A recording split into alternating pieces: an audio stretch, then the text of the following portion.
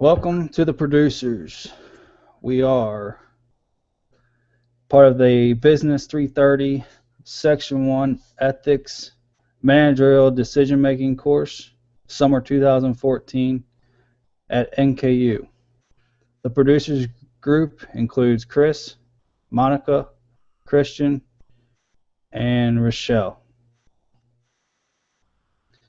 Some facts about the producers. This was the director's first movie. The Producers was the first movie for Mel Brooks. Brooks also worked on two real-life Broadway musical flops. The movie is banned in Germany. Mel Brooks wanted the original title of the movie to be Springtime for Hitler, but the studio didn't approve. The movie takes place in New York. Dishonesty is the cornerstone of the movie. The Producers was remade in 2001 as a Broadway musical, where it won the 2001 Tony Award for Best Musical. The Producers was remade again in 2005 as a musical film, starring Matthew Broderick, Nathan Lane, Uma Thurman, and many others. The Producers movie summary: a film set in the late 1960s that brings together a struggling theatrical producer and an accountant. Max, the theatrical producer, was once considered to be the top producer on Broadway.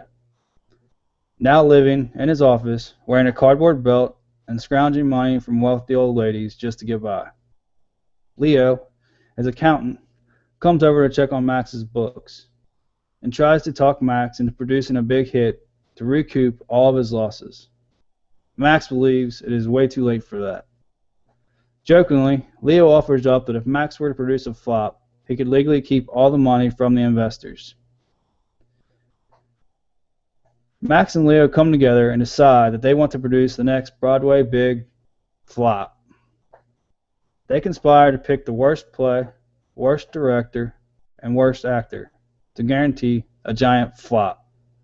But in the end, it becomes a hit. Some of the cast includes Zara Mostel as Max Bialystok, the producer. Mel Brooks, the director, based Max on a real-life Broadway producer. Gene Wilder as Leo Bloom, the accountant, wrote half of his own monologue for the courtroom scene in the movie. Dick Shawn as LSD, Lorenzo St. Debuis, otherwise known as the worst actor. Kenneth Mars as Franz Liebekin, author of The Worst Playwright, Springtime for Hitler. And Lee Meredith as Eula, Max's assistant.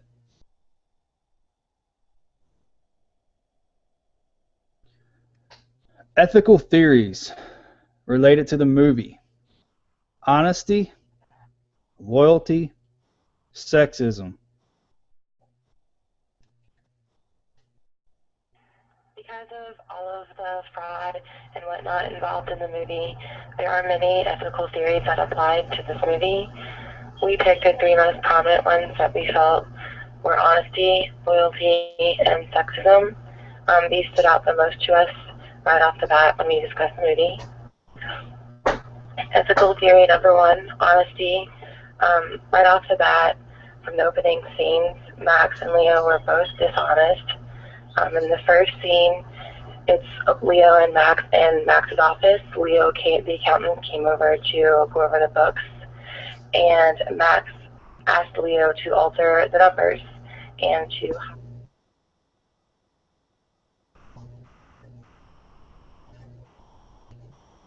he had spent elsewhere in the numbers, which is fraud, clearly. Also, once Leo and Max had their scheme going, they sold multiple false ownerships of the production to multiple people.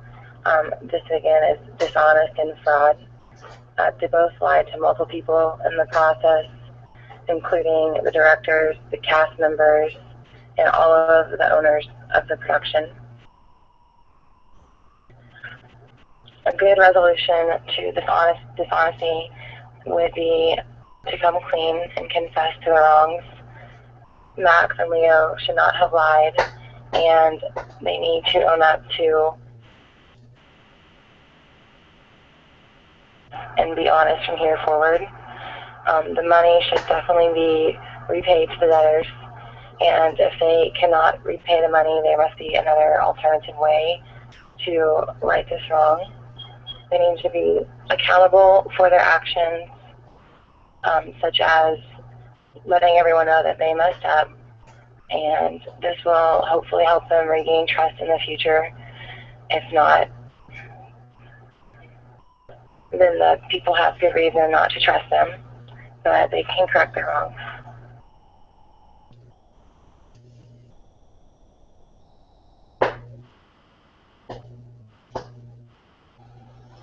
Ethical theory number 2 is loyalty. Bialystok and Bloom had an obligation of their loyalty to their investors. When the investors trusted them with their money, they expected them to use it responsibly. They violated this trust by selling false shares of the show and attempting to create a flop. The resolution for loyalty would be to reimburse all of the investors, offer a sincere apology, and regain their trust by following through and acting different in the future. The third ethical theory involved in the movie is sexism. There is a significant amount of female exploitation in the producers. The way in which Bialystok collected money from his investors was by flirting, dating, and fooling around with little old ladies, and then taking their money. If the roles were reversed, Bialystok being a female and selling herself for money, this would be considered prostitution and no longer be viewed as a humoristic aspect of the plot. Another instance of sexism in the producers was the sexual harassment that Ula experienced as Max's new assistant.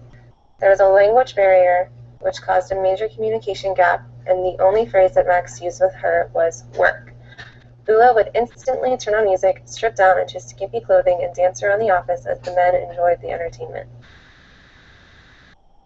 According to the U.S. Equal Employment Opportunity Commission, it would be difficult to determine if Ula's situation is considered sexual harassment because Bialystok never straightforwardly asked for sexual favors or threatened her job based on her sex and actions. Based on a language barrier, the interpretation of what Ula considered her dancing to be, her job title, and contract legalities, there would have to be a more in-depth analysis of whether or not her treatment in the workplace is considered to be sexual harassment. Nonetheless, hiring her as an assistant and having her do tasks which are not typical assistant duties is considered unethical, especially since he is taking advantage of the language barrier. The resolution of the issue of sexism in the movie is as follows. The investors are to be given their money back, and Mr. Bialystok needs to fully explain what their money was actually going towards and the truth behind his scheme. Unfortunately, you cannot undo treating somebody a certain way, but Bialystok has the opportunity to be honest. Ula is to be spoken to and explained that she is being wronged in her job title as an assistant. They are to pay her what she legally deserves and release her from the position.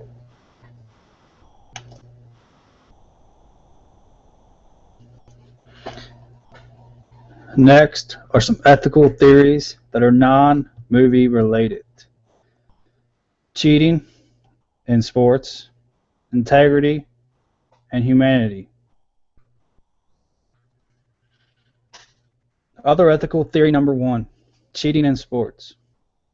Cheating is defined by the Merriam-Webster dictionary as to break a rule or a law, usually to gain an advantage at something. To take something from someone by lying or breaking a rule. Or to prevent someone from having something that he or she deserves or was expecting to get.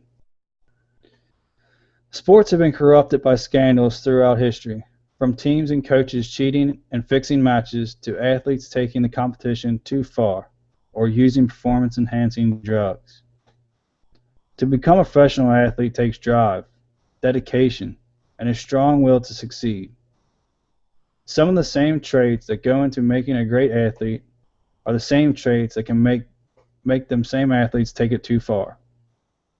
Athletes are taking performance enhancing drugs at an all-time level and going to any extent to remain competitive in their respective sports. Despite the various sports rules and drug testing, athletes are finding new and better ways to get around the rules, allowing it to continue.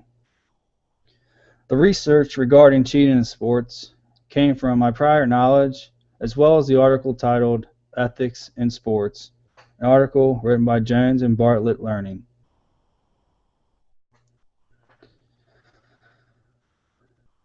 Some occurrences of cheating in sports. How about Major League Baseball, where we had Pete Rose betting on baseball, Barry Bonds, Alex Rodriguez, and many others using steroids to gain an advantage and hit monster home runs. And then you have pitchers doctoring the baseball to throw off the hitter, from pine tar to sunscreen to whatever they can find to take the advantage over the hitter. In the NBA, you got teams losing on purpose in order to gain a better position in the upcoming draft, to grab the next big thing. You had referees fixing the games and betting on the games. In college, we got athletes getting paid to play.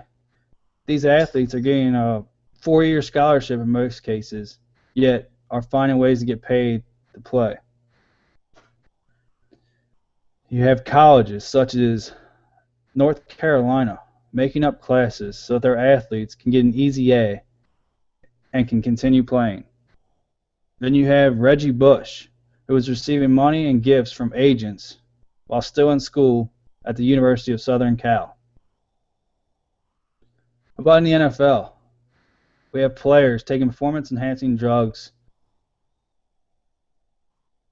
Then we have offensive linemen greasing up their arms, so the other team couldn't grab a hold of them. Then you have Spygate with the New England Patriots, where they were recording other teams' practices and defensive coaches. Then you have the Indianapolis Colts adding crowd noise to the stadium to gain an advantage, so that the other team could not hear the quarterback's play call. Other sports where we had cheating occurrences include Lance Armstrong and the doping scandal. You had Mike Tyson biting the ear of Evander Holyfield. Marion Jones taking performance-enhancing drugs at the Olympics. And how about old Rosie Ruiz, who used a motorized vehicle to help win the Boston Marathon? Following with the theme where Max and Leo are trying to produce the biggest flop to gain a financial advantage, a new age way of cheating in sports is now two flop to gain an advantage and get calls. Last year, ESPN's SportsCenter program put together 10 of their favorite flops. Take a look.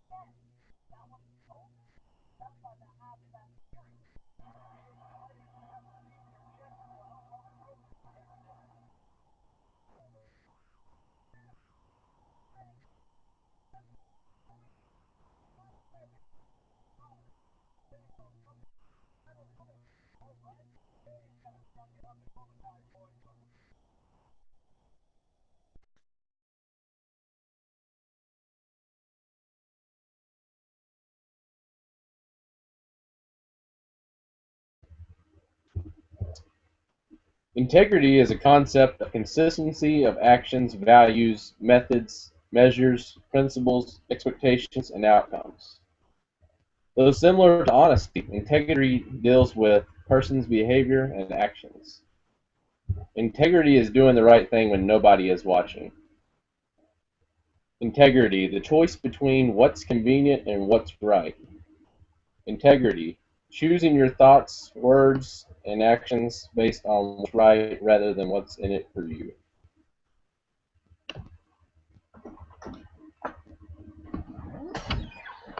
An example of poor integrity in business is Kenneth Lay of Enron. He was mainly responsible for the scandal that led to the collapse of Enron. To this day, he is identified with corporate abuse and accounting fraud. The investigation of the scandal resulted in Congress passing the Sarbanes-Oxley Act to improve corporate accountability.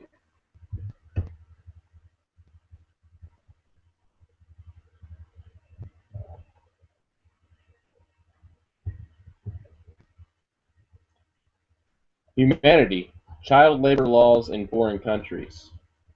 This affects 168 million children, largest in Asia and the Pacific, growing in sub-Saharan Africa. Children subject to work long hours, bad work environments, and unfair pay. International Labor Organization.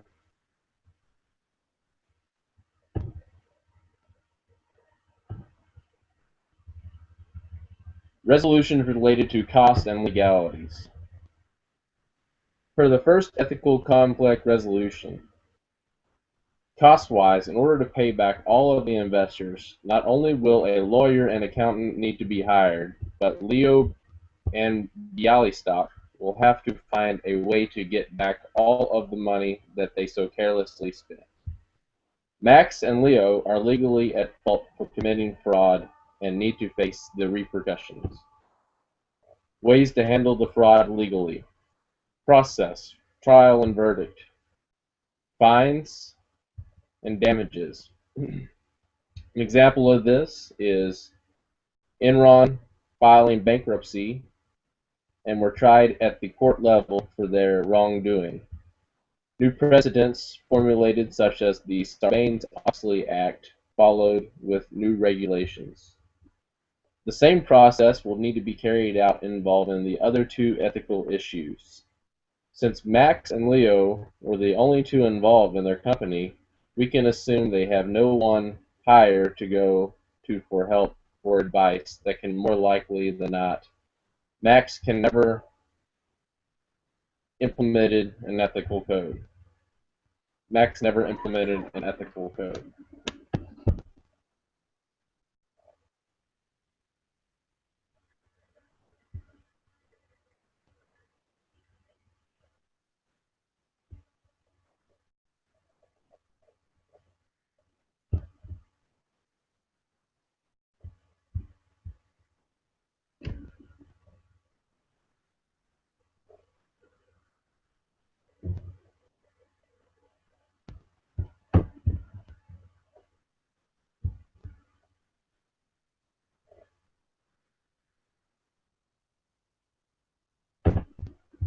Final recommendation. For Max and Leo, a final resolution for all their ethical issues is going to be a tough one to find. Since they have already spent all of their money, they probably don't have enough to reimburse their investors. The two of them can do their best to sell back or return everything that they use their unethically earned money to be able to repay everyone who is at a loss. Also, they should turn around all of the revenue from the show back to the investors.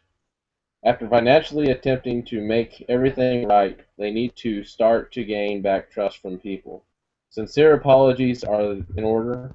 Leo and Max should immediately begin to change how they run their business after they get out of jail and build their integrity back.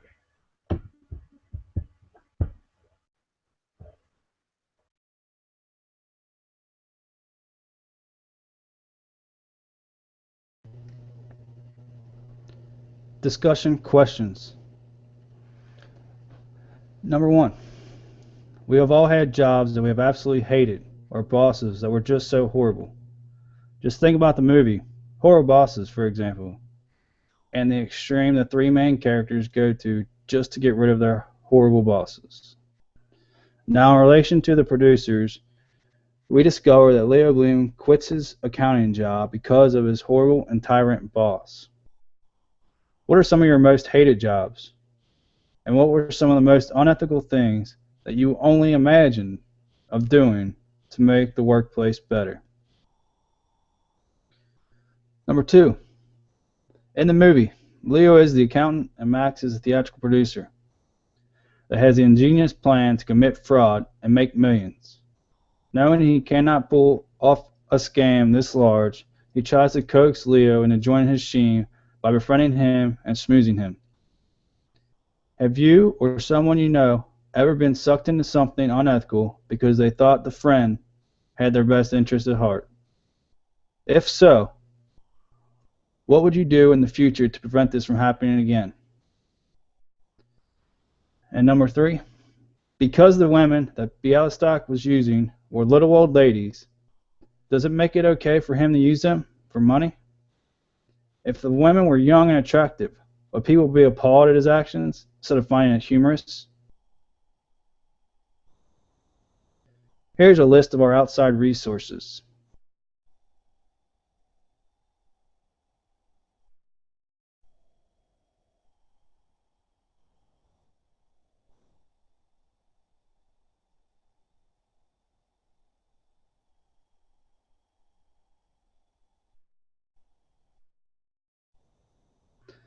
This brings you to the end of the presentation by the producers. We hope you enjoyed it, and thank you.